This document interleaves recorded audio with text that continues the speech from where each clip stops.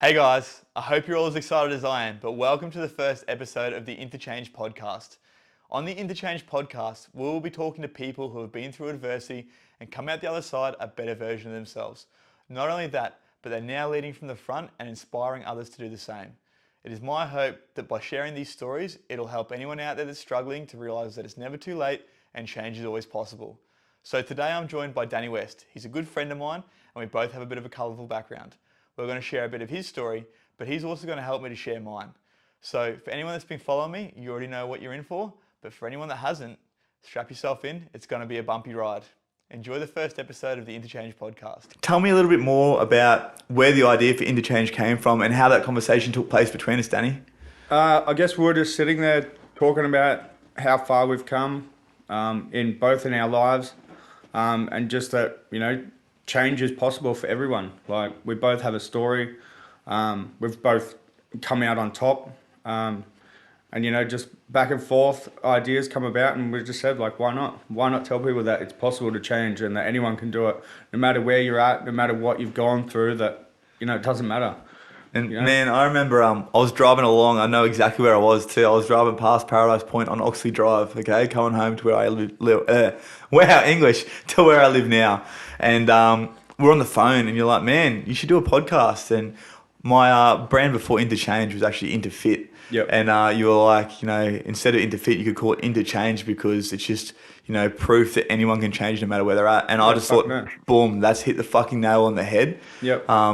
That is it. That is the one. Yep. So obviously, like we said, we've both got a bit of a story. Yep. Weren't so clean cut from the beginning, but we turned out all right, Yeah. considering. Yeah. So tell us a little bit more about your story, Danny. What was it for you that you went through to sort of, I guess, realise that, you know what, hey, maybe this isn't a life I want to live anymore. Yep. Turn your life around and turn into the amazing human being, the amazing dad, the amazing partner you are now to Kiara. Yep. What was it that, I guess, happened to you for that to happen? Not happen to, happened for you. I guess for me, it was sort of realising that, I didn't want to be that person anymore, because for so long, like going back, 10 years or so, I always tried to escape through drugs and, be somebody that I wasn't actually meant to be. Like, I hung around, certain crowds and brotherhood on my face, fucking tattoos, Yeah, so that's a face tattoo that said brotherhood on his face, he means? Yeah. Yeah. So, just trying to be somebody I wasn't, getting caught up in the wrong shit, drugs, fucking all that crap. And yeah, just really just trying to escape reality. I didn't know who I was, and it took a long time. And for me, there was many hits along the way. Losing my sister was a big one. I continued to hang out with the wrong people and take drugs, drink, do the wrong shit. And then it sort of hit me one day that, like, my sister wouldn't want me doing this. My mum wouldn't want me doing this. And like, for so many years, I was like, I'm this fucking disappointment, this and that. But the only person that could change was me. It didn't matter how many people told me that, drugs are no good for you, alcohol is no good for you. It didn't matter. I didn't give a fuck. I still did it. And it was just sort of waking up. I raised a heap of money for Beyond Blue. Man. For my sister. Mad respect for you for that as well, man. I should be so proud of you for that, bro. It's fucking unreal. Thanks, brother. I appreciate it. So, we raised a lot of money for Beyond Blue. And then, I sort of started to clean my life up and then still continued on with the wrong people. It was more about the environment, I guess, who I was hanging around. Yeah, for sure. Just easily misled. Still escaping reality, taking Xanax. Just all the partying, just not really being who I was. And I didn't understand why. I just assumed that was who I was meant to be. And then sort of moving along, fast forward 8 years or something, meeting my partner, Kiara. Still a little bit partying and whatnot. And then it was sort of just realizing, like, fuck, I don't want to live this life anymore. And, she fell pregnant with Millie. And, I guess I just hit this wall one day and I was like, fuck, you know what? I just want to change. And I wanted to change for my daughter but for myself and for my family. Like, I didn't want to be this broken person living this life that I thought was all I was, that all I'd ever be. And like, I was just in this constant circle of playing the victim and, you know, thinking that I was like, yeah, poor me. I can't, like, this is the life that I have. But it was the choices I was making. Like, your life is a reflection of the choices you make. If you want a different life, you got to make a different choice. And I was in the same rut, doing the same shit, you know, Monday to Friday, hating my life, to then get on the bag and drink it away, you know. And yeah, like, I just knew that I had to change. So, you know, I'm sure you've got a similar story, as we've spoke about. But it was just, yeah, the vicious cycle of poor me, poor mentality, just bad environments, and, you know, constantly thinking that I was, you know, this person that had to live this life. But, you know, that's not the case. Yeah, man. So the reason Danny's actually sitting there in my chair is because we're going to do a little bit of back and forth here, and actually I'm going to share a big part of my story. And I know that for anyone that has followed me for a little while, I've spoken about drugs, I've spoken about jail, I've spoken about obviously all that sort of stuff before, but I thought today would be a really good opportunity just to dive really deep into that and I guess show you how deep the rabbit hole really went for me. So it was about 13 years old when my parents split up, and that was the first time that I really felt abandonment. And that's where I feel like I turned to drugs. And it wasn't until I was about 16 that I actually, I guess, used my first drug. I started smoking pot. And it was because the people I was smoking pot with, they made me feel welcome. They made me feel like I belonged to something. And so I did that for a couple of years. But my problem was, I guess that I can blame my dad for this one. I always had a bit of a business mindset. So I didn't like paying for drugs. What I did was I'd buy a copious amount of it, or I'd tick a lot of it, which means you'll get it on credit. And then I'd sell that and use the money to then get more. So I started literally selling pot pretty much the same day I started smoking it. And it stayed like that for a couple of years. I remember my mum coming home and, you know, seeing me absolutely eyes as red as the devil's dick, as they'd say in Pineapple Express. And there was smoke coming out the windows and all sorts of stuff. And I just played it stupid and treated her like she was a fucking idiot. And I think back to that now, and I'm just like, man, like, parents aren't stupid. They wouldn't know. They didn't. She didn't know what it was, but she knew that I was doing something. I was fucking up real bad, yeah? I was getting skinnier. I wasn't eating. I was getting more aggressive. I really turned to my parents and I thought, fuck you guys, you've done this to me. I played the victim card really, really hard. It's easy to do. Yeah, man. Yeah, like the thing is I feel that I fell right into that trap of being poor me. And then I'd go to these people that are using drugs with me that had similar stories, and we'd like trauma bond.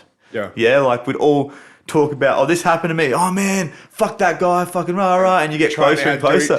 Yeah, you're trying to outdo each other by talking shit about whoever it is that puts you in that position. But really, you think about it, we put ourselves there. We get to make that choice. It's up to us. Yep. But fast forward a couple of years for me, I turned 18 and started using ice just after my 18th birthday. And once again, in true fashion of a businessman, I didn't like to pay for the drugs. So I started selling ice and went downhill from there. So that was just on the weekends with mates, I guess. To start with, it was on weekends, yeah. I was actually working as a carpet layer at the time for my dad. So I was in and out of the carpet trade for a long time because my dad had a carpet shop up in Brisbane. Yep. And then it got to a point where in my head I was like, man, I'm losing money because I'm on an apprenticeship wage. Yeah, I could be doing this. Yeah, I could just be flicking. I could just be selling it. I'm literally losing money by being at work. And I thought, fuck this. So fast forward about 6 months after I started using. And then I was full-time just hustling. Yep. Yeah, so I was living in a place called Mount Gravatt at this house, and everyone in the house knew what was going on, but they were all sort of getting amongst it. So, you know, it was all good. You are the environment. Yeah, that's right. Everyone's drug users. Everyone was drug users, man. So, I moved out of home the first time when I was about just turned 16, and I think that was probably one of the best things and also worst things I did because it put me in that environment away from the nurturing care of my mother and father, right?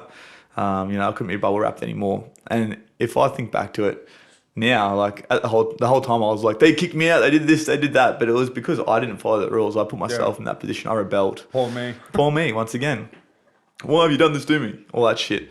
Anyways, but yeah, so I was selling ice. You know, I was womanizing, I was drinking, I was treating myself and treating the people around me like shit.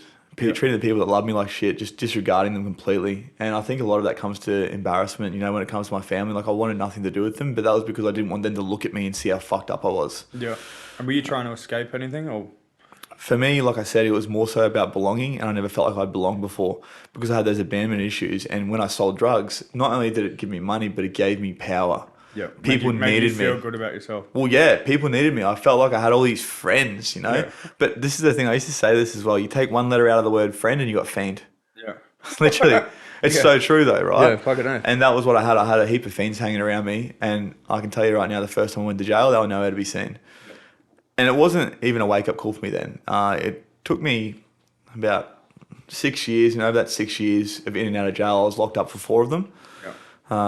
So you think about it, like, jail isn't as bad as what they say, but you're surrounded by junkies, thieves, literally people that don't want to do anything with their life. So the most unmotivating, uninspiring environment you would think. Yeah. But I guess I just was in there, you know, I was like, fuck, I was dried out. I was actually feeling good for the first time in a long time without drugs.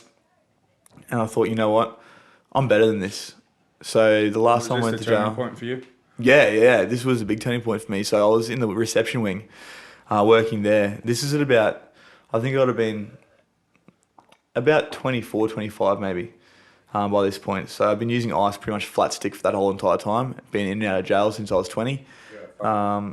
So as you can imagine, as you can imagine, well, I don't have commitment issues, that's for sure. But as you can imagine, like, so if you look at me now, compared to where I was then, so there's some photos on my Instagram that were actually after I got out of jail, and I still looked like a skinny little rat. But I was about 59 kilos. I had greasy long hair. My skin was that pale. My cheeks were all gaunt. I looked sick. I literally looked like an AIDS patient. I think like Brian off the cigarette packet, for anyone in Australia that knows what that is, that was me. I literally looked that sick. I had a kyphosis, which is like a hunched neck, because I had no muscle in my body to actually keep my head up. Fuck. Right, and this big head of mine, you know, it's pretty heavy to carry around all these secrets. Fucking hell. But so I found myself in the reception wing, and I saw the same people coming in and out, because I was in there for about a year of this stint that I did. I saw the same people coming in and out over and over again, month to month, day to day. Revolving door, eh? Yeah, revolving door, like you said, man. This is the thing. I had a number, and once you've got that number, so they call it like your system number or whatever it is. Mine was D69731. So once you have that number, you're in the system. That's it. You've got that. You fuck up once, you're back in there. And that's what happened to me time and time and time again. No matter how much I tried to get away from the shit, because I kept hanging around the same people, because I kept doing the same shit, I kept getting the same fucking result. Yeah. Crazy, right? Yeah. That same fucking circle, eh? Yeah. So it was, around the time when I was in there for the last time, I had started training while I was in jail.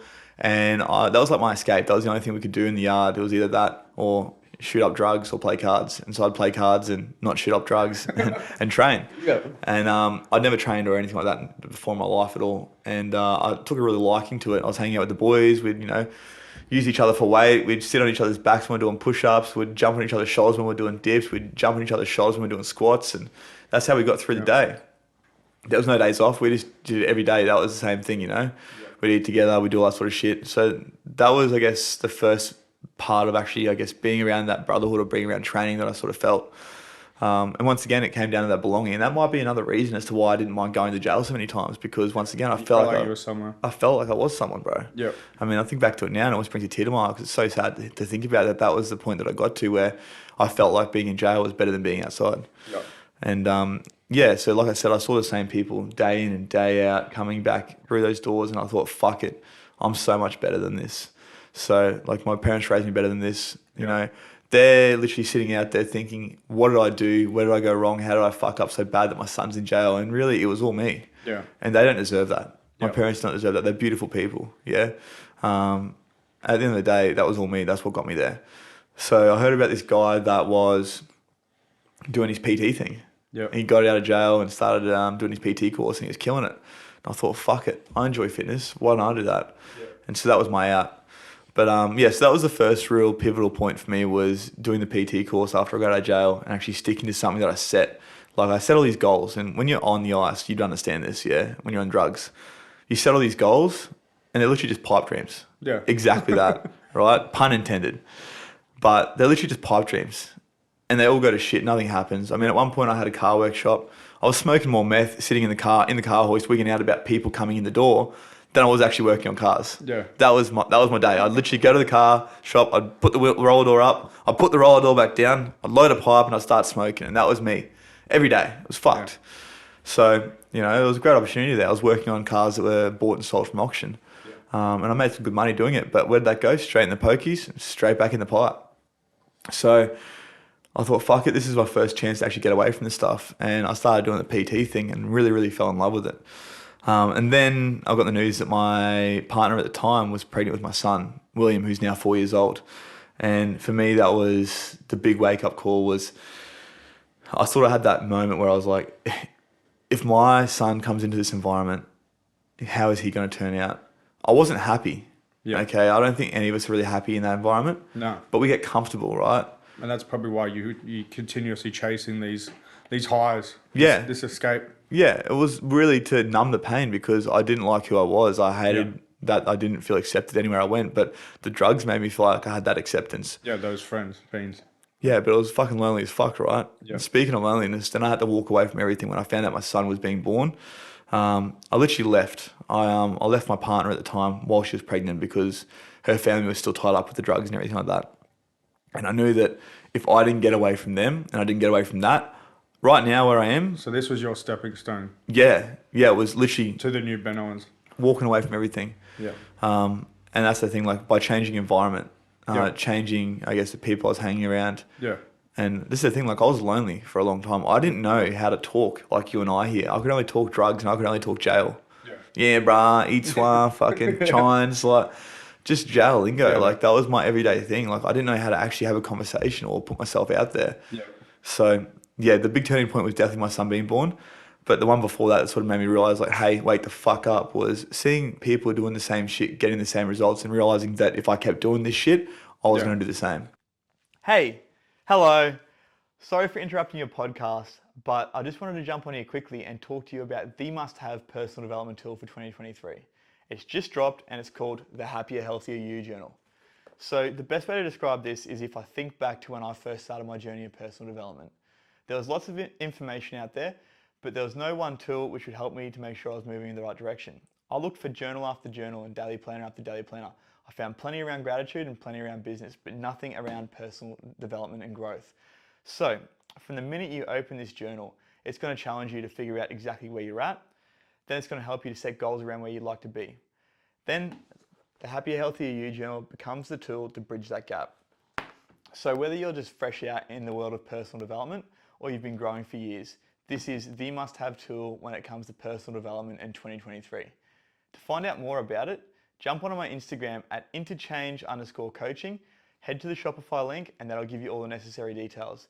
And if you'd like a cheeky 10% off, use the code interchange10 at checkout.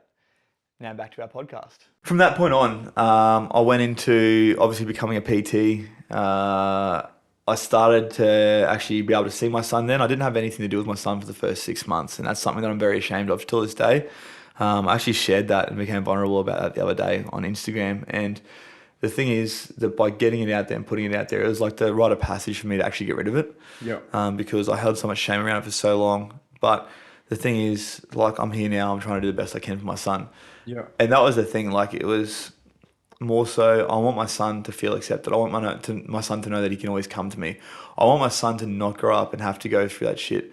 Yeah. I put myself through that. I had great parents, but I never felt like I could go to them because they were so, do as I say, not what I do. Yeah, but you want to be different. I want to be a role model for him. Yeah. And I think that's what really sparked the whole, I guess, wanting to change for me. Yeah. But then from there, it was like, well, fuck. Like, if I can turn my life around from that, they say that 1% of ice addicts will ever change their life and stop actually using ice. Yeah. I've now been clean for 3 years completely. So I think 4 years. So I smoked ice for the last time. It was a Christmas party for Good Life in 2019, I believe. So 4 years about now. Yeah. Getting 4 years, 3 years, I don't know. 3.5. I'm shit at maths. But right. Yeah, so anyways, it's been a while. Yeah. I don't think about it. I never is something that I'm interested in. Yeah.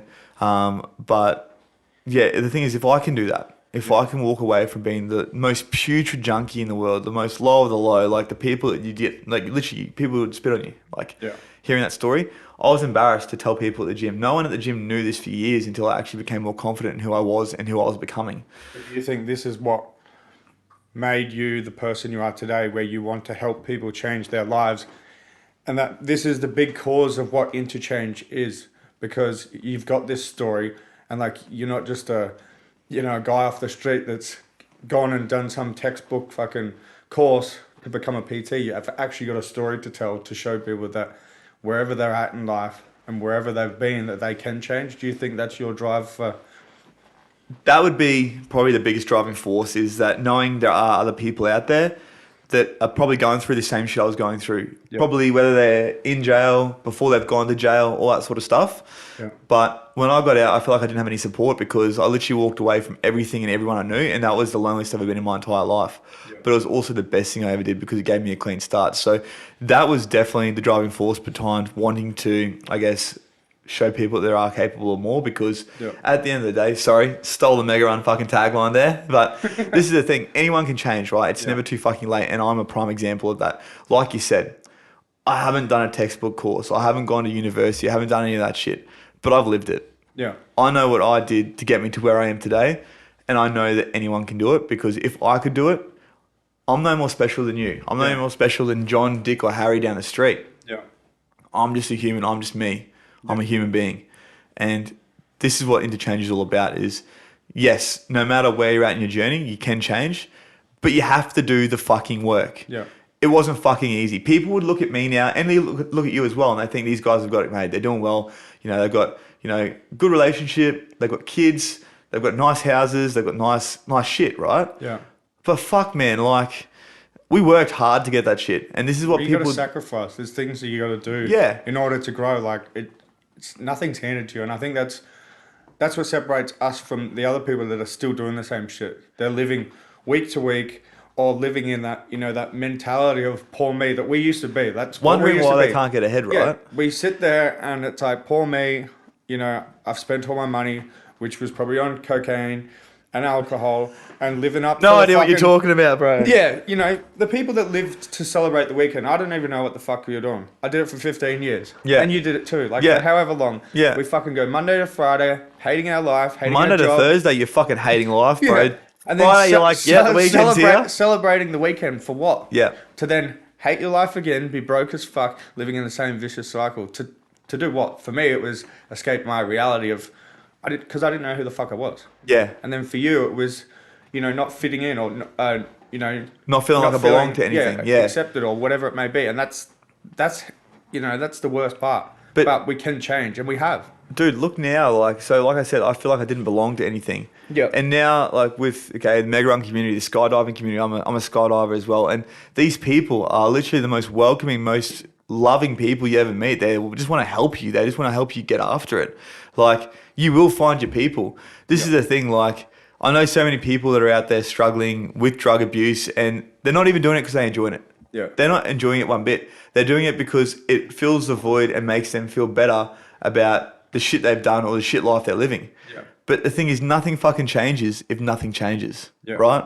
So, I mean, you know that, bro. So, I mean, us together, we met at house parties, man. We saw each other around the traps. We sort of were living the same life. Yeah. And it's funny how we've bumped into each other again, but this time on a different path, and I guess then following the same path, right? Yeah.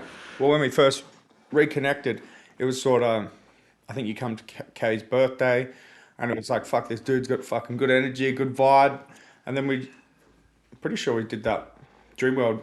Yeah, we did that 6K fun run. I'm pretty sure we're both hungover as fuck, weren't we? Yeah, first 5.6K run, and I was like, fuck yeah. Yeah. Thought I was a man. And, from there on, we started growing together and actually changing our lives together. Yeah. We did 75 hard. Yeah. We did half marathon, and then we did a marathon. All these things that we thought we could. We didn't just do a marathon, bro. We fucking set out to do a marathon with fuck all prep. Right, it was like 100 mils of rain in like 2 hours or 3 hours, and we were running in that shit at 3 a.m. in the morning. Right, like people would have seen us and be like, "You guys are on drugs." I remember running through Surface, Yeah, and people were like, "Are you fucking high? What are you doing?" With no shirts on, they're drenched. Yeah. Running to their drug dealer's house, but no, we were running. And yeah, I was fucking high, bro. I was high on life. I loved every second of that run. That run right there was what this shit's all about. Like, man, 12 months prior to that, I remember I sort of started running. I was like... Well, that's I'm pretty sure it was about 12 months because we'd just done that, like that, 6Ks. Yeah. And like, I remember seeing people in the mega run community, bro, and they were out there getting after it, running like marathons and doing fucking 100 miles and shit like that. And I was just like, man, those guys are fucking crazy. I could never, this is my mindset, I could never do that. Yeah. I could never do that. And that's what I kept telling myself. It was you haven't. That's right. But you can do reality. anything you fucking want, and you are capable of anything you want to do. You just need to get out there and put the work in and actually start getting after it, because it's not going to happen overnight. You might not get it right the first time, the second time, the third time. But the thing is, eventually, you keep putting the work in, you're going to achieve that result. You're going to reach that goal. So whether it be getting off drugs, not drinking anymore, finding love that actually loves you back. Yeah. I think it's the small steps and the small changes we do daily that add up to these big ones. And like that was like for me and probably for you, like stopping the partying, and then like everything else sort of just falls into place. Your fitness gets up, like your relationships get better. You feel better because you become more confident. You become more yourself. You start knowing who you are, which we spoke earlier. Bro. I think you've got a question for me, but we were speaking earlier about this, and this is actually a question that I got asked the other day when I was recording another episode for this, is who are you, right? Who am I? And if someone was to ask you who you are, what would you say, Danny?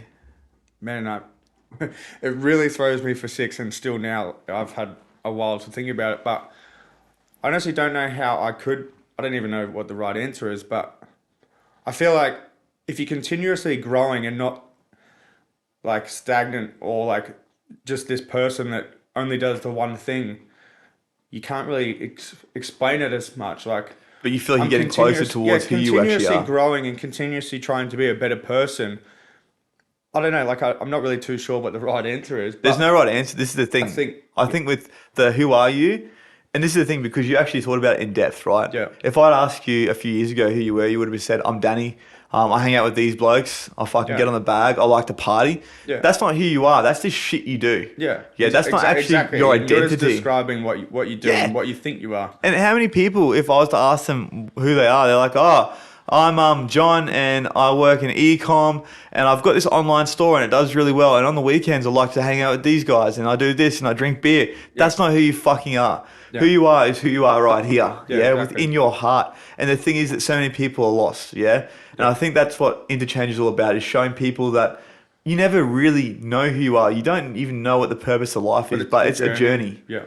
There's no destination, right? Yeah. There's no destination. But as long as you start to put one foot in front of the other and you're better than you were yesterday, then at the end of the day, you're on that journey. Yeah. Right? That's what it's 100%. All about. If you're stuck, you're stagnant, you're who I was fucking 5 years ago, 6 years ago, who you were, that many years ago. Yeah. But if you're literally doing one thing every day, a little bit different to how you did it yesterday, drinking a little bit more water, eating a bit more protein, walking a little bit further, running a bit harder, telling one more person that you love them, doing a random act of kindness, contributing to the world, in turn, you'll eventually know who you are. Yeah, because I think that goes back to a conversation we had the other week, and it was sort of like how, you hear people that used to hang around and they might bring up like, oh, I hate that cunt, blah, blah, blah, whatever. But it's talking about us, right? Yeah. But it's like, you actually don't know who I am anymore. Yeah. And that's great for those people that sit there and still slag you 5 years down the track. And it's like, I'm glad that you think that you know who I am now, but you don't. Like, the person I was 5 years ago, dead set, piece of shit, used drugs, fucking abused, whatever, like, was a bad person. I'll take accountability for that. I was. I wouldn't have hung out with you 5 years ago, bro. But that's exactly right, bro. Like, that's prime example of people can change. Yeah. Yeah. But it's only through, like you said, doing the work, through growing. And this is the thing, growing is something you continue to do through your entire life. You don't just grow and stop. Yep. It's growth is literally a lifelong journey. Yep. Yeah. And I think that's who you are is, I think, the person that you weren't yesterday. I don't know if that can make sense, but I'm not the person I was yesterday, and that's who I am. That's right. So I think a good way of putting that I've heard plenty of times is I'm better than I was yesterday, but not as good as I'm going to be tomorrow. Exactly. Yeah. That's who you are. That hits the nail on the head, right? Fucking no. So, brother, what's coming up in the future for you, Danny, when it comes to your goals, who you want to be, who you want to, I guess, help? Because this is the thing, like I see you all the time, right? And I hear people say all the time, I haven't got time for this. I can't do that. I can't go to the gym. It just doesn't fit my schedule. We've all got 24 hours in the day. And this fucking man right here, right? He gets after it every fucking day. He gets up at what time in the morning? 2:15. 2:15, right? What time do you start work? 5:00 Queensland time, but 6:00 New South. And what time do you finish work? 2:30. Cool. So you get up pretty much 12 hours before you finish work, right? Yeah. You get into the gym, you do the shit you need to do because you know it makes you feel good and know that it's what you need to actually be a better human, right? Yeah, fucking no. You don't make fucking excuses. You're at the gym every fucking day, dude. Yep. So where was the turning point for you to go, okay, look, I'm going to stop making excuses for myself and actually start working on me? And how has that now affected your life in the positive? I guess it just all comes down to how bad you want it. And for me, I'll sacrifice sleep or I'll sacrifice watching TV just to make myself feel good for my mental health and for my physical appearance. Like, it's more a mental health thing for me. But like, you know, if I have to get up early just to be able to do that, that's what I'm going to do. And you can sit there and be like, oh, I'm fucking tired or I'm sore or I've got to go to work or whatever. But like, at the end of the day, if you want something bad enough, you'll go and get it. Yeah. And that's the best thing for me. Like, instead of sitting on the couch being like, oh, poor me, look how fat and gross I am. Yeah. You got to get up and get it done. Like, if you can spend 3 hours on the couch, you can spend 3 hours working on yourself. Oh, that's the thing. It comes down to what you want and how you want, how badly you want it, right? Yeah. I mean, how many times have we heard friends of ours say, man, I don't know how you do that. I don't know why you do it, blah, blah, blah. Yeah. But then the same people come out of the woodworks, you know, a couple of weeks, a couple of months later, and they're like, man, I wish I could do what you do. And that's the thing. Like, we had that same mentality go back to the fun run we did. Oh, we weren't 6K. always these fucking people. Yeah, but we ran the 6Ks and like, I remember looking at, like you talking about the mega run. And there was people running 10Ks and then you hear these people running these ultras and I was like, how the fuck do they do that? I didn't think I could run 10Ks and then we did. And it's everything that, oh, I can't do that. And it's like, no, you can, you just haven't done that. So it's just the change of mindset, I think, is the biggest thing. And that's just where we need to change our mindset and you'll change your life. This is something that I think is very important as well, is that you influence the people around you. Yep. Yeah, without even realizing it. So I know, Danny, for you, like you've had friends reach out to you going, man, like I've actually just signed up to the gym because I see how hard you get after it. I've had the same experience where people are like, well, fuck, if he's out there doing that, man, I need to get after it harder. Yeah. Or I need to start getting after it, yeah? Yeah. So living these lives of being a father and still being able to live these lives. Like anyone can do it. And that's the thing. People become a parent or they, you know, get this busy job and they think, I don't have time. Like, no, you make time. That's the thing. You make time. We've all got 24 hours in the day, right? Exactly. So, you know, there's just some things that you got to sacrifice because unless you're working 12 hours and sleeping for 12 hours, like it's sacrificing the sleep. Like you don't have to sleep for 12. Yeah. Like obviously sleep is a good thing. And I'm not saying only have 2 hours of sleep, but like, you know, you have to make some kind of sacrifice. Like, it's just how it is. And if you want it bad enough, you will.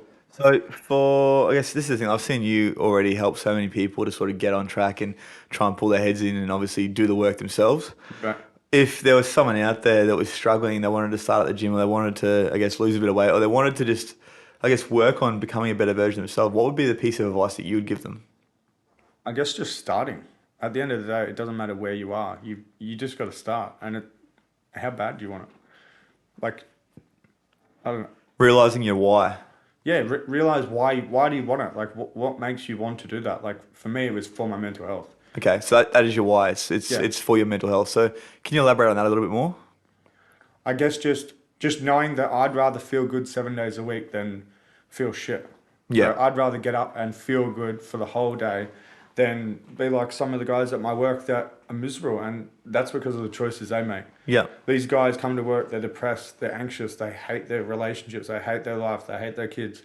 And it's because they don't work on themselves. It's all on them, right? Yeah, but they don't work on themselves. So they drink and they do whatever they do. And you know, you can be a happy person, you can still drink. I got nothing against that, but like, there's no self-care. So with no self-care, there's no awareness that they are their own, you know, their own problem. And like, for me, with the things with my sister and like knowing the surroundings with depression and all that, like, you know, with Shannon, you know, I think depression can be self-inflicted. For her, she was diagnosed with it.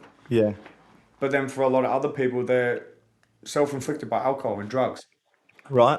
So like, we are our own worst enemy in that case. Like for me, my mental health, I cause my mental health to be bad when I drink and do drugs. We all know that this is the shit that makes us feel good at the time, but shit. And the thing is that it might last for one night, right? Yeah. You might feel good for a couple of hours, but the come down. Yeah. And then the days after that, you're sitting there wondering, what the fuck am I doing myself? Yeah. But then we go out and we do it every other weekend, right? Yeah. So what was the point for you where you were just like, nah, this is me done. I'm done with this. I'm fucking walking away from the people that are doing it. I guess just realizing that for like 5 days after getting on it, I just honestly wouldn't feel like being here. And that was the cold reality. Like, I remember Kay saying to me, like, are we not enough? Like me and Millie. And it had nothing to do with that. Yeah. And that really hits home. Like, when you sit there and you hear your partner say, are we not enough? And then it's like, it's because of me and my choices that I was making. And it's got nothing to do with them. And that's the worst thing about depression and, you know, suicidal thoughts and all the rest is it's got nothing to do with the people about you. It's not about the love or whatever. It was all on me. Yeah. It was my choices and it was what I was doing. So I took away the drugs and alcohol and then I felt good. I felt loved. I felt present. And I think that's the key. You've just got to find that within you because so many of us try and escape it. Yeah, and that's exactly what it is. It's people that try and escape it because they don't feel whole within themselves, right? Yeah, it's filling a void. It works temporarily, but it's external validation. Until we can actually learn to validate self, you know, then nothing's ever going to change. Yeah. And this is the thing. So the whole idea for me behind Interchange, I guess you picked the idea, but for me it was leading by example, yeah? I used to party until literally like last year. I was over in Europe, and this is the thing, like I'm not saying you can't drink, you can't do drugs, but I was doing it every fucking weekend, 6 weeks. So in Europe last year, it was 6 weeks of just a bender, pretty much. But I was, prior to that, doing this every weekend. I was partying, I was snorting coke, I was fucking girls, I was just being a piece of shit for myself, I wasn't looking after number one. And then there come a point where I was just like, this isn't serving me any longer. Yeah. And then I made it change. But not only that, the thing that I started to notice is that other people around me started to make changes. And then it occurred to me, like, yes, alone we cannot change the world. Yeah. But by changing the life of one person, we can inspire so many different people to change. Yeah. Yeah. So it's like that ripple effect. Yeah. So for me, I've noticed the direct people around me that they're all now, this might just be the people I'm surrounding myself with, but even people I do feel this. Yeah. Even people, even people that, you know, you would usually drink in that, they're like, man, like I want to do what he's doing, and they start doing it. Yeah. They get after it. They feel like almost like they're inclined to do so. Yeah. And this comes back to like basic psychology, right? Back to the times of being a caveman. Yeah. We're in a tribe, and you either fit in or fuck off, right? It's simple as that. And so for me, what I've been trying to do with this whole interchange thing, with the whole, even the interfit community, is if I can change myself, then I'll start to attract other people to change as well. And those other people will start to attract people to change. And those other people will start to attract people to change. It's contagious. Like, you know, people see how good somebody's going and they're like, wow, like I can be like that. Yeah. Like you'd remember back in the day, you'd get on it and like, you're like, how the fuck? Like, I remember seeing people would be on it till the morning and you see people running or doing something. And you're like, how the fuck can somebody be doing that? And now I'm doing that, thinking, how the fuck can you be sitting there? The sun's just coming up, and you're waiting to get another bag. It's perspective, man. It's perspective. And like, you know, it's the same as this is a bit off topic, but it's like how people sit there and say, how can you spend $200 or however much on an eating plan and a gym membership? But you sit there and Netflix, I'll pay for that. Hundreds on a bag. Takeaway, I'll pay for that. Yeah. Bag on the weekend, I'll pay for that.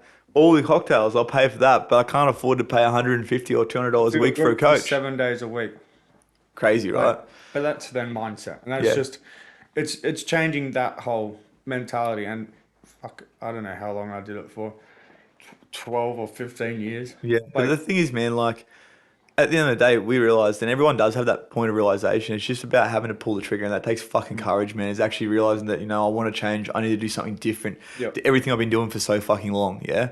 And I know for me that was the scariest thing, but it was also the best thing I ever did, because if I hadn't left Will's mum, I'd probably still be doing the same shit. Yeah. I'd be stuck in the same place. I wouldn't be sitting here having this conversation with you, bro. Yeah. I wouldn't be here being able to share my story with you guys. I'd be fucking embarrassed about it still. Yeah. And I think that it is a scary thing about change, but then what's scarier? Is not changing like scary too? Like I do feel that, like, staying the same, does that not scare you? Like, I don't know, it scares me. Like, being the same person you are today, like, it goes back to that question, who are you? Yeah. Like, are you happy with being the same person for the rest of your life as you are today, or do you want to continuously grow? Like, it's crazy, right? Because if I ask you who you are, you can't answer that question. But if I was to be asked, who is Danny?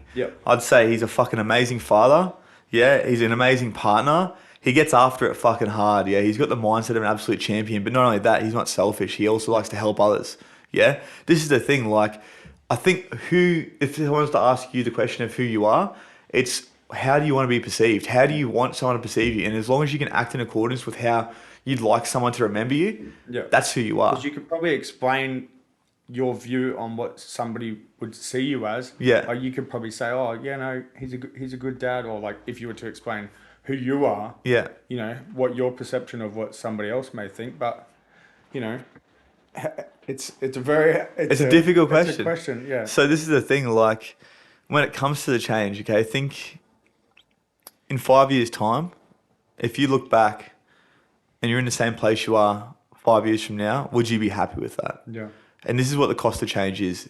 Yeah, who you are right now today is an exact,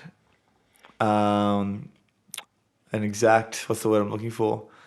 I'm fucking out of mind blank there. Yeah. Is an exact representation of the things that you've done for the years previous to this, right? So fast forward 5 years, if you are happy with where you're at, keep doing the same shit. But if you want to make a change, just put one foot in front of the other and do it. That's all it takes, right? Yeah, fucking no. And going back to the cost of things, it's sort of like your health. Like, you pay either now for the cost of change and being uncomfortable and all that, or you pay for the cost of what happens later in life, like your bad health, bad relationships, bad choices that you're at financially, whatever it may be. Like, at the end of the day, there's a cost for everything. So you either do the hard yards now or do them later. And, like, I think that's a pretty good one to look at, because I don't want my daughter to struggle. I don't want her to think, I wish my dad was in my life, or, if I stayed the same, I probably wouldn't be in her life. Yeah. Probably would be sitting around with a heap of dudes fucking snorting bags, being a piece of shit, telling war stories. Support. Yeah. Yeah. That's reality of it, and that's where you got to ask yourself: is it worth it? Is it? So for us, I guess our big turning point for both of us was our kids. Yep. For anyone else out there, there's obviously they're gonna have their point. They're gonna have their moment of realization. Yeah. Yeah. So, I mean, at the end of the day, bro, this is what Interchange is all about. Yeah. Thank you so much for piquing the idea for me, because it just got my brain ticking. Yeah. How can we use our stories to help the rest of the world to become the best version of themselves? Yeah. This is an amazing thing that you're doing, and it's awesome to be a part of, and I can't thank you enough for being a part of my life, my daughters and Kay's, and for doing something like this, because people need to see that you can change and that you can grab a hold of your life and take charge of it, because that's, in reality, is that what it's about? Yeah, and the thing is, like, there is always support out there. You don't need to feel alone, no matter what or where or who you are. There's always someone there that's willing to listen. Yeah, fucking hell. You just need to be willing and have the courage to share your story. Yeah. It takes more strength to share your story, I think, than it does to hold it in. To be like all these men that don't say shit. Oh, man. You fucking just open up the can of worms, dude. Yeah. Like, this is the thing, like, and this is another big thing that interchanged for me is talking to males about being vulnerable and actually being able to share their shit, because if you keep it bunched up in here, if you keep it suppressed, then it's just going to eat you alive. Yeah. Like, how many people do you know that actually enjoy deep down when they're sitting at home by themselves, womanizing, taking drugs, taking alcohol? No, they don't. It's fucking really just about suppressing how they really feel rather than doing the work. So, yeah, man, fucking thanks very much for coming on, Danny. I really appreciate it, brother. You're the fucking man. And I really look forward to getting you back on here as well for a bit of a back and forth. Maybe we can just chat some shit sometime. Yeah, fuck no. Thanks for having me. Easy, brother. Fuck yeah.